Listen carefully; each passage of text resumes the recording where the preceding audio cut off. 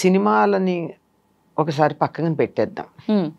సినిమాల్లో మనకి రాముడు చాలా పెద్దవాడు, సీతాదేవి కూడా కాస్త 18-20 ఏళ్ల కన్యలాగా కనపడుతుంది. అవునమ్మా. కానీ కాదు, వివాహ సమయానికి జస్ట్ 12 ఏళ్ళు శివధనుస్సు విరిచినప్పుడు రాముడికి 12 దాటాయి అంతే. ఊన షోడశ వర్ష అంటాడు, 16 ఏళ్ల కన్నా తక్కువవాడు అని. 16 ఏళ్ల కన్నా తక్కువవాడు అంటే 15 ఏళ్ళేమో అనుకుంటాం, కాదు.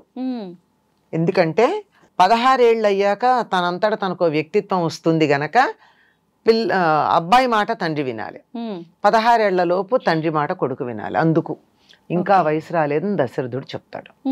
తర్వాత సీతాదేవి చెప్తుంది వీళ్ళ వయస్సుల గురించి. అంటే 12+ ఉన్నాడు, సీతాదేవి 6 ఏళ్ళు. అది వాళ్ళకి వివాహం అయినటువంటి సమయం. అందుకే సినిమాని పక్కకు పెట్టమని చెప్పా.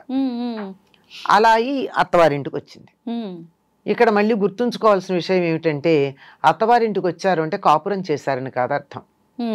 వాళ్ళకి యుక్త వయసు వచ్చేదాకా అత్తవారింట్లో అలవాటు పడిపోతారు, ఈ ఇంటి పద్ధతులకు అలవాటు పడతారు.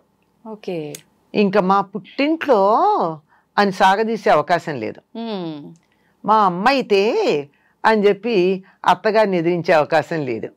ఇక్కడ పద్ధతులకే ఇక్కడికే చాలా చక్కగా అలవాటు పడిపోవడం జరుగుతుంది.